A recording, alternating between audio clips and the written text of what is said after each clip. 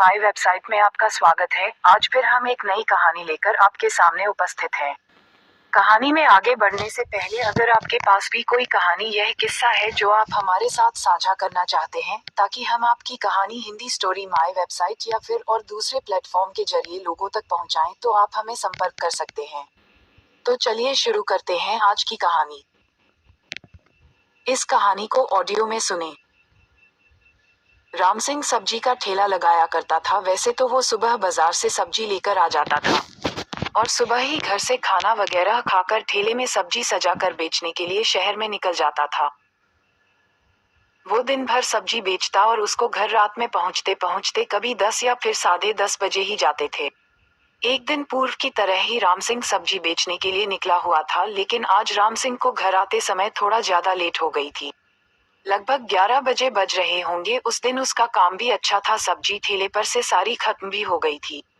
राम सिंह खुशी खुशी घर की तरफ चला जा रहा था। वो चलते चलते उस बगीचे तक पहुंचा जिस बगीचे के बीचों बीच होकर सड़क गुजरती थी। सड़क के दोनों तरफ बगीचा था और बगीचा भी काफी दूर तक फैला हुआ और काफी घना था। आम, अमरूद, लीची, ना जाने किस किस किस्म की पेड़ थे उस बगीचे में। बगीचा बहुत घना और विशाल था और लोग भी रात में इधर की तरफ से आने जाने से थोड़ा बचते थे, क्योंकि इलाके के लोग कहते थे कि इस बगीचे से होकर गुजरना रात में ठीक नहीं होता था। लेकिन राम सिंह रोज रात में सब्जी बेचने के बाद यहीं से होकर ही घर जाता था। उस दिन वो जा ही रहा था और वो थोड़ा ही आगे गया होगा कि उसने देखा आगे चलते चलते उसका ठेला बहुत भारी चलने लगा। राम सिंह यही सोच रहा था कि सब्जी तो आज सारी लगभग बिकी गई है और अचानक ठेला इतना भारी कैसे चल रहा है। लेकिन थोड़ी देर में वो जो ठेला अभी तक भारी चल रहा था, अब वो ठेला राम सिंह के लिए आगे भी बढ़ाना मुश्किल सा हो रहा था।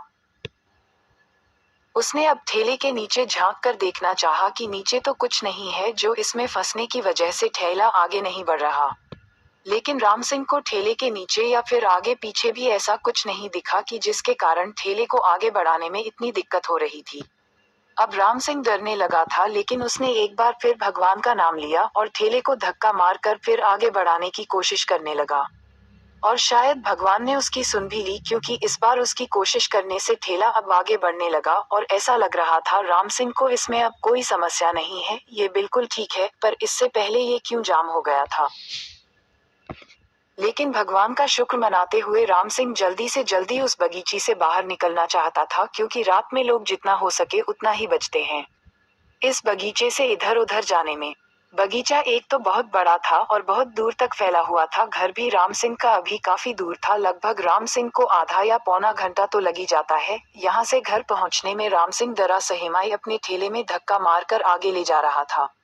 रात का घनघोर अंधेरा, चारों तरफ अंधेरा अंधेरा था और दोनों तरफ वो घना बगीचा। हर तरफ से डरावनी खौफनाक किस्म किस्म की आवाज आ रही थी। अब राम सिंह अपने आप को ही कोस रहा था कि आज उसने ऐसी गलती कर तो दी, लेकिन दोबारा कभी नहीं करेगा। अच्छा खासा वो रोज अपनी सब्जी बेचकर घर सही समय पर चला जाता था, आज ही फंस गया। यही सोच रहा था बस कि काश मैं आज भी सही समय पर अपना ठेला यहाँ से निकाल लिया होता तो कम से कम आज यह मुसीबत तो नहीं होती।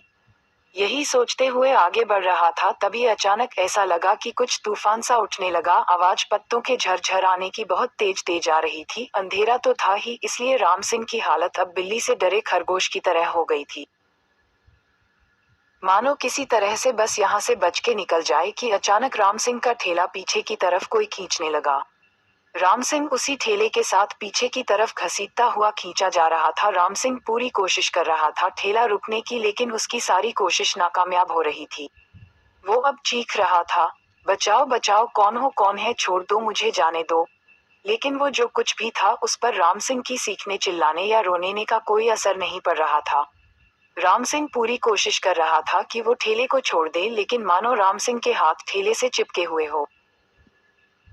वो चाहकर भी अपने आप को ठेले से नहीं छूटा पा रहा था। जो भी ताकत ठेले को पीछे की तरफ खींच रही थी, उसने अचानक से ठेले को बगीचे की अंदर की तरफ खींच लिया। पीछे पकड़े हुए राम सिंह घसीटते हुए चला जा रहा था और बस लगातार यही कह रहा था, छोड़ दो मुझे, छोड़ दो, मैंने क्या किया है, मुझे जाने दो।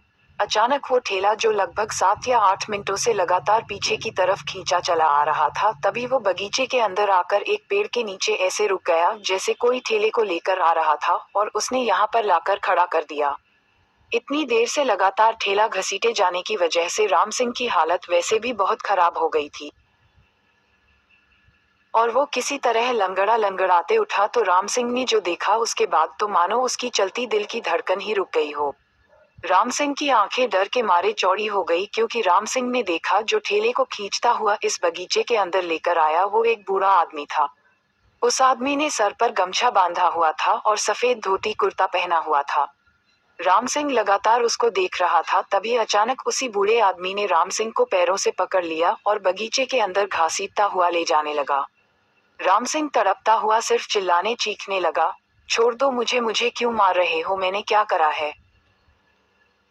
लेकिन उस बूढ़े आदमी पर राम सिंह के तड़पने या चीखने का कोई असर नहीं हो रहा था, और उसने ले जाकर राम सिंह को एक पेड़ की जड़ पर जाकर जोर से पटक दिया और कहा, यह मेरा बगीचा है और यहाँ और कोई नहीं आ सकता, ये सिर्फ मेरा बगीचा है, जो यहाँ आएगा वो फिर मेरे साथ यही रहेगा, वापस नहीं जाएगा। राम सिंह तड़पता हुआ बार बार यही कह रहा था, छोड़ दो मुझे, मैं फिर कभी नहीं आऊंगा और ना ही बगीचे के पास आऊंगा। ये कहते हुए राम सिंह ने उसी बूढ़े आदमी के चेहरे की तरफ फिर देखा तो अब की बार उसके होश फिर उड़ गए, क्योंकि अभी तक तो वो एक बूढ़ा आदमी गमछे में था, लेकिन अब उसने देखा उसका चेहरा बिल्कुल सफेद था, ऐसा लग रहा था कि राम सिंह को किसी हड्डियों के ढांचे ने पकड़ा हुआ था। तभी वो बूढ़ा बोलने लगा, पर अब वो खतरनाक और भयानक आवाज में बोल रहा था, जिंदा तो कोई यहाँ से वापस जा नहीं पाता, जो इस समय यहाँ आता है मरने के बाद जिसे चाहा जाना है वहाँ जाए। इतना कहकर उसने राम सिंह को हवा में इतने ऊपर तक उठा लिया और जिस पेड़ के नीचे वो थे उस पेड़ की चोटी पर जाकर राम सिंह को रख दिया, और एक ही पल में उसने राम सिंह को उसी पेड़ की जड़ पर नीचे गिरा दिया, और उसी के साथ राम सिंह की वो आखिरी चीख निकल गई। हैरानी की बात तो ये है, राम सिंह की मौत उस बगीचे के अंदर उस पेड़ के नीचे हुई, लेकिन राम सिंह की लाश पुलिस वालों को बगीचे के बीचों बीच होकर जो सड़क गुजरती है उस सड़क के बीचों बीच रखी मिली। कहते हैं आज भी लोग उस बगीचे वाली सड़क पर रात में 10 बजे के बाद नहीं चलते, और कोई गलती से अगर चला भी गया तो अगले दिन पुलिस को उसकी लाश सड़क पर ही मिलती है। अगर आप भी घूमने फिरने का शौकीन हो तो एक बार जा सकते हो उस बगीचे में। इस कहानी के लेखक हैं रामचंद्र यादव।